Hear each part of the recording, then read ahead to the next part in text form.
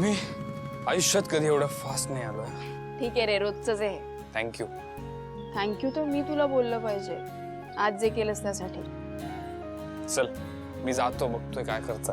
Bye.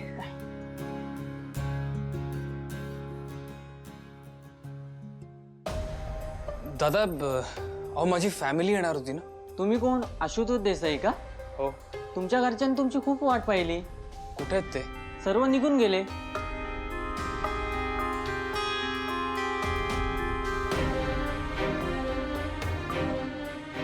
हे सगळं शिवामुळे झालंय ना. मी तिकडे गेलो असतो आणि ना हे सगळं घडलं असतं. आता भाऊ आणि आई तर चिडलेच असतील, पण दिव्या, तिला किती वाईट वाटलं असेल.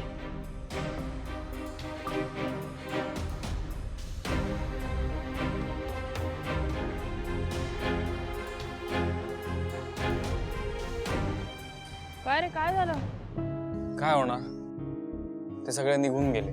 पूजा केली त्यांनी, माझ्यावर नाराज झाले मी आलो नाही म्हणून. वाट बघितली माझी आणि निघून गेले. सगळं तुझ्यामुळे झालंय. अरे सॉरी, खरंच म्हणजे मला माहित नव्हतं एवढं सगळं होईल. आणि ती सिच्युएशन पण अशी होती तर मला कळलं नाही तेव्हा कोणाला फोन करायचा. तू आपलाय म्हणून तुला केलं. सिच्युएशनला नाहीच बोलत आहे शिवा. सिच्युएशन जी होती ती सिरियसच होती.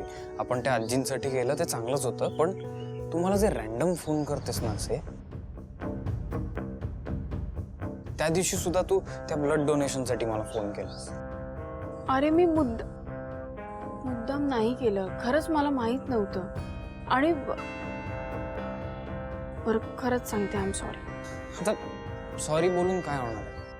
मी तुला बोललो होतो की माझ्या घरी कार्यक्रम आहे आणि मी आईला प्रॉमिस केलं होतं की मी इथे येईन. मी आलो नाही, मग ती आता नाराज झाली असणार.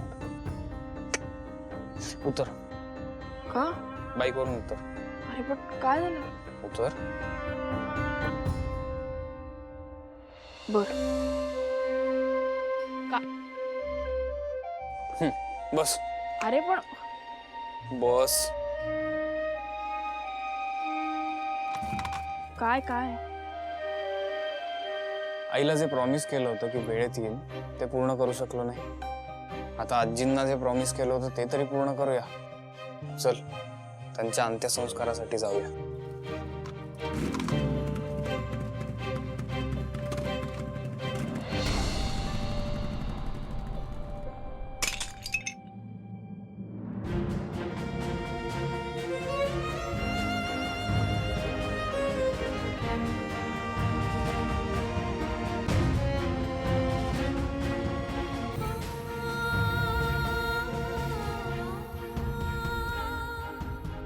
मला कळत नाहीये मी आज जे केलं ते चुकीचं होतं का नव्हतं. मी तुझी माफी पण मागितली, पण आशू तुला थँक्यू बोलावं असं वाटतंय. आज तू जे केलंस ना ते अजिबात सोपं नव्हतं. तू तुझ्या फॅमिलीच्या वर मला निवडून एका अनोळखी बाईला मदत केलीस. तू खरंच खूप चांगला आहेस यार. पण एक गोष्ट आहे की मला हे सगळं बघून फक्त चांगलं नाही वाटत आहे, तर अजून काहीतरी वाटतंय. पण मला नेमकं कळत नाहीये की काय, कसं, असं का वाटतंय मला. काय होतंय?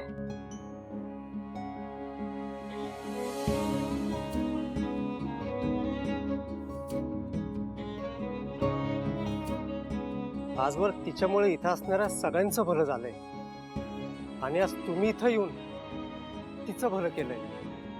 खूप खूप आभार तुमचे.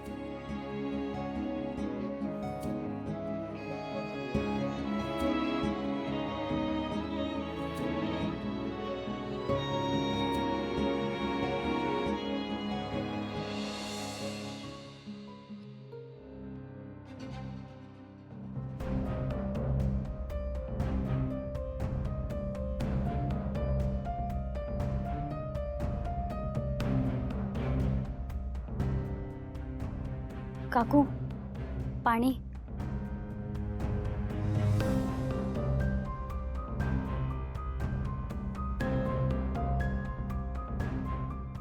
माझा विश्वासच बसत नाहीये. असं कसं वागू शकतो हा आशू? मी जाताना त्याला बजावलं होतं, तरीही तो आला नाही. आता येऊ दे एकदा. एक शब्दही ऐकून घेणार नाहीये मी त्याचा.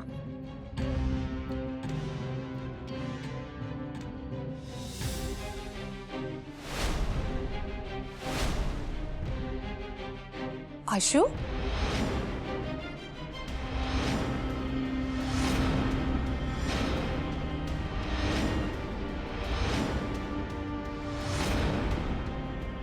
शू, अरे काय कपडे घातलेस हे तू? काय झालं? कुठे होतास तू? काय विचारते मी, कुठे होतास तू? मी तुला जाताना बजावलं होतं की तुझं तिथे असणं गरजेचं आहे म्हणून. बोल ना, हे सगळं आता कधी सिरियसली घेणार आहेस तू आशू? आई, लग्न ठरलंय तुझं, जबाबदाऱ्या आता घ्यायला हव्यात तुला.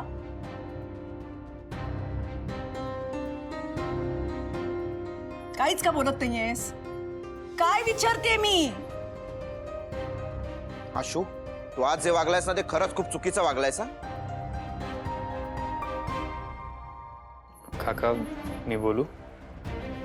काय बोलणार आहेस? अजून काय कारण देणार आहेस का आता? एक मिनिट सीता, बोलू दे त्याला. हा बोल रे, काय म्हणतोस? भाऊ, मी अशा ठिकाणी अडकलो होतो जिथून मला निघता येत नव्हतं. मी एका अंतिम संस्काराला गेलो होतो. काय? असं झालं सगळं. आशू, तुला एवढं कळत नाही की आता आपलं लग्न ठरलंय, पूजा आहे, हे सगळं सोडून तू एका अनोळखी माणसाच्या अंत्यविधीला गेला होतास? त्यांचे नातेवाईक नव्हते का कोणी? आई, नव्हते ना नातेवाईक, कोणीच नव्हतं तिला, म्हणूनच गेलो होतो ना. ठीक आहे, मग अशा वेळी दुसऱ्या कोणाला तरी त्यांच्या मदतीला नसतं का पाठवता आलं? आणि तुला पूजेला हजर राहता आलं नसतं का? स्वतःच्या लग्नाच्या कार्यक्रमात हजर न राहता बाहेरच्या कुठल्या तरी कार्यामध्ये तू जाणं, त्याला महत्व देणं, हे मला अजिबात पटलेलं नाहीये. एक मिनिट सीता, एक मिनिट, शांत हो.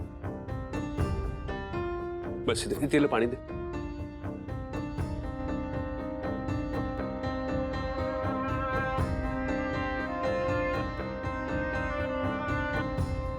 सीता, शांत हो. स्वतःला त्रास करून घेऊ नकोस. आज आशू जे वागला ते चुकलंच आहे, हे आमच्या सगळ्यांचं मत आहे. पण आधी आपण समजून तर घेऊया.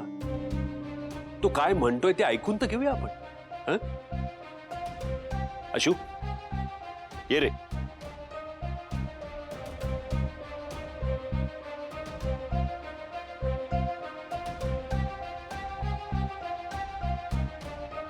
आई, आय एम रिअली सॉरी मी नाही आलो तिथे. मी ज्या आजींकडे आज गेलो होतो ना.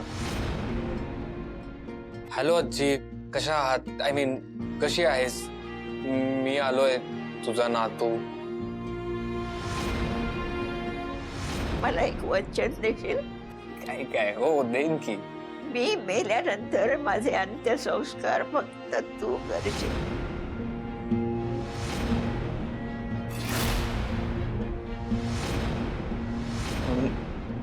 म्हणून मला जावं लागलंय. हो का? पण तू केलेल्या मदतीमुळे तू तुझ्याच लग्नाची आहुती द्यायची तयारी केली आहेस. नाही म्हणजे हा अपशकुनच आहे.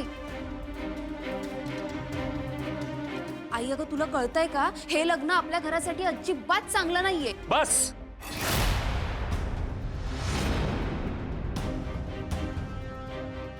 शांत राहा. आशूचं काहीही चुकलेलं नाहीये. सीता, अगं उलट त्यानं एका गरजूला मदतच केली आहे. त्यानं केलेल्या अंत्यसंस्कारामुळे एका जीवाला मुक्ती मिळणार आहे. आणि अंत्यसंस्कार करणं हे पुण्याचंच काम आहे. आपण त्याला समजून घेतलं पाहिजे.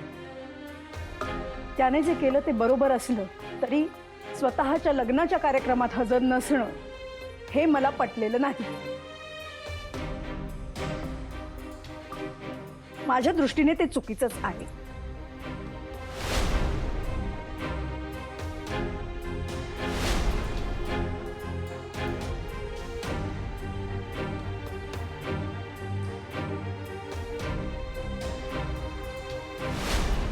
अरे सायलेन्सर, ती गाडी आलीच नव्हती आपल्या गॅरेज मध्ये, मी सांगतोय ना. अरे बाबा आली होती, मी एकट्याने रिपेअर केलेली. हसायला काय आलं? हे थांबा थांबा, ते बघ हिला काय झालं? पिंट्या शेटनी गॅरेज गहाण ठेवलं, त्याच्या पैशावरून काही बोलला नसेल ना हिला. नाही रे, काहीतरी घरी झालं असेल.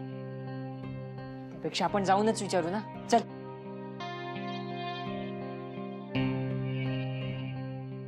शिवा, काय झालं? नाही काही नाही. अशी सॅड काय?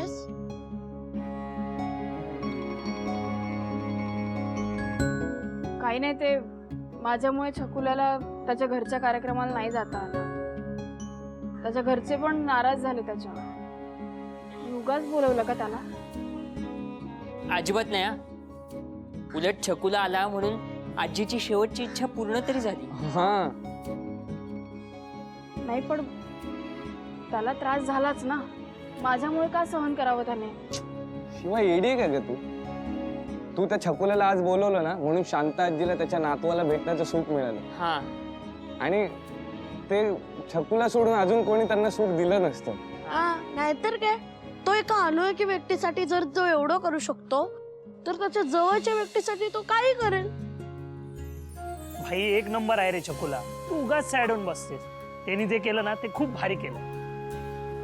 अरे पण मला वाटतं की मी त्याची माफी मागायला हवी. माझ्यामुळे उगाच त्याला सहन करावं लागलं. हे बघ शिवा, तू जास्त विचार करू नको ग. आणि तसं पण तुला कुठे माहित होतं की त्याचं घरी काहीतरी काम आहे? तो मला बोलला होता की मला नाही जमणार यायला. हा, पर तेरे पास दुसरा कोई ऑप्शन था क्या शिवा? हे बघ, तुला जर इतकंच वाईट वाटत असेल ना तर एक दिवस त्याला भेट आणि त्याला विचार कसं वाटलं ते. हो तर सॉरी सुद्धा बोल. काय रे? हा,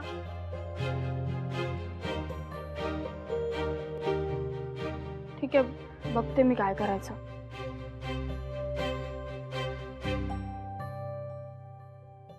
ऐक ना वहिनी, आशूने जे केलंय ते पुण्याचंच काम आहे का? म्हणजे आज त्याच्यामुळे कुठल्या तरी एका अनोळखी व्यक्तीला मुक्ती मिळाली. ही पुण्याची गोष्ट नाहीये का? सांग बघू. त्याने पुण्याचं काम करू नये असं माझं म्हणणंच नाहीये, पण त्याने घरात सुद्धा लक्ष द्यावं ही माझी इच्छा आहे. सीता, तू उगाच चिडचिड करतेस. तुम्हाला चिडचिड वाटेल पण हे गरजेचं आहे. अगं पण असं काय करतेस? तो काय म्हणतो ते ऐकून घेऊया, आपण त्याला समजून घेऊया. त्याने दिव्याला समजून घेतलं.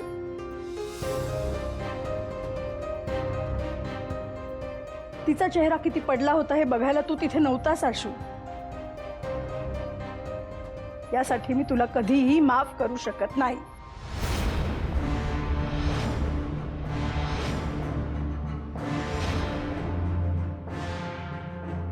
आई आई आई आई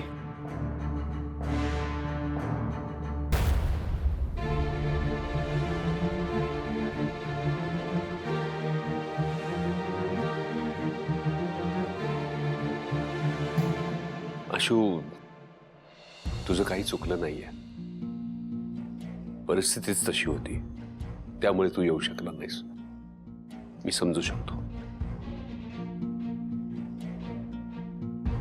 अंघोळ करून घे.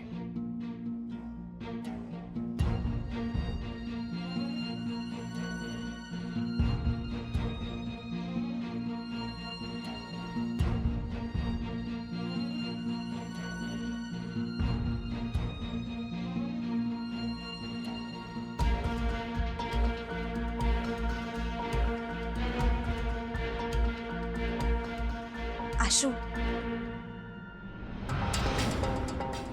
मी समजू शकते तुला. म्हणजे हे सगळे जरी म्हणत असले की तू चुकीचा आहेस, पण तू चुकीचा नाही आहेस. अरे तू आज खूप मोठं काम केलंयस and I am super proud of you. तुझी आई तुझ्याशी जसं वागते तसं मी तुझ्याशी अजिबात वागणार नाही, कारण माझं तुझ्यावर प्रेम आहे.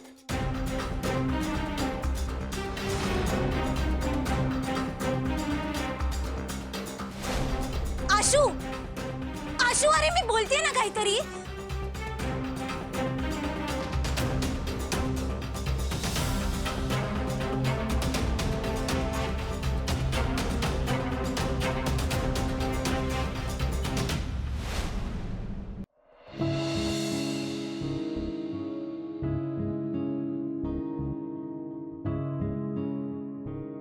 सीता, अगं एसी का नाही लावलास तू?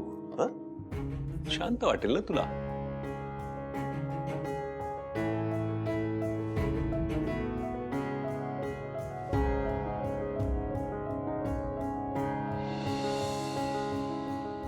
इतका साधा विषय नाहीये. तुम्ही असं कसं आशूला माफ करू शकता?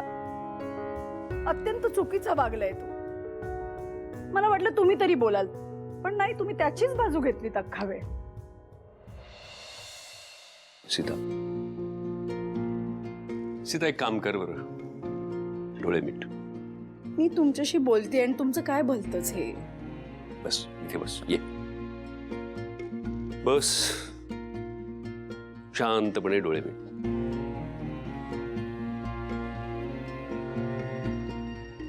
सीता, मला माहिती आहे की तुला खूप राग आला किंवा एखाद्या गोष्टीचा खूप त्रास झाला ना, तर तुझं डोकं दुखतं.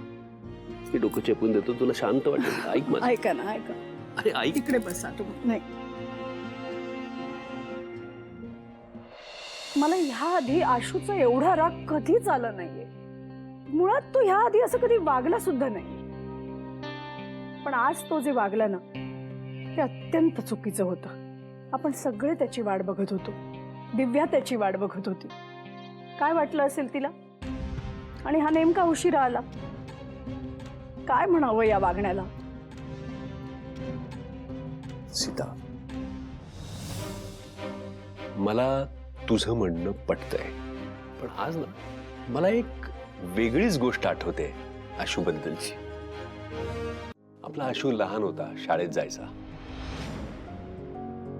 आणि त्याला शाळेत सोडायला आणि घरी आणायला आपण गाडी पाठवायचो. नंतर आशू मोठा झाला, त्याचे मित्र झाले आणि एक दिवशी तो येऊन सांगायला लागला की मी आता शाळेत सायकलवर जाणार आहे. तो आणि त्याचा मित्र दोघेही आपापल्या सायकलवरून शाळेत जायचे. एक दिवशी आशू घरी आला शाळेतनं, तो घाबरलेला होता. तो त्याचा चेहरा पाहून त्याला विचारलंस की काय झालं, का घाबरलायस? तर आशू म्हणाला की माझा मित्र आता शाळेतून येत असताना सायकलवरनं पडला. तू त्याला काळजीने विचारलंस की मग अरे त्याला खूप लागलं का? तर आशू म्हणाला नाही, तो पडला आणि मी घाबरलो आणि मी सरळ घरी आलो. त्यावर सीता, तू त्याच्यावर चिडली होतीस. तू त्याला म्हणालीस तुझ्या मित्राला जेव्हा तुझी गरज होती तेव्हा तू त्याला तिथेच सोडून घरी निघून आलास. तू त्याला खूप समजावून सांगितलंस. तू त्याला जे समजावून सांगितलंस ना, त्याप्रमाणेच तो आज वागलाय. तुझी शिकवण वाया नाही गेली सीता. आशूमुळे त्या आजींना आज मुक्ती मिळाली आहे. काय चुकीचं वागला तो? मुळात अशा कामात त्याने पुढाकार का घ्यायचा? अगं काय वाईट केलंय त्यांनी? आधीचे लोक शास्त्राला धरून जे सांगत असतील ते बरोबरही असेल, पण त्यांनी हे काम खूप चांगल्या हेतूने केलंय आणि चांगल्या हेतूने केलेल्या कामाचे परिणाम कधीच वाईट होत नाहीत. आणि मुळात अंत्यसंस्कार करणं हे काही वाईट नाहीच आहे. तुम्ही मला कितीही समजावलं ना, तरी माझा राग काही कमी होणार नाही.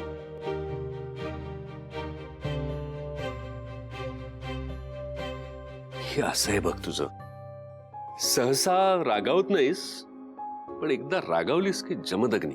त्याला कळायला हवं आपण कशाला महत्व द्यायचं आणि कशाला नाही. तुझाच मुलगा आहे तो. स्वतःच्या स्वार्थापेक्षा इतरांना मदत करणं हे त्याच्यासाठी जास्त महत्वाचं आहे. आणि आणखीन एक गोष्ट, आणि या सगळ्यातनं काही अपशकून होईल हे डोक्यात काढून टाक.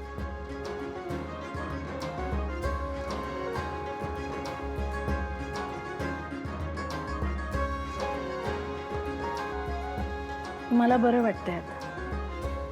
नक्की सीता.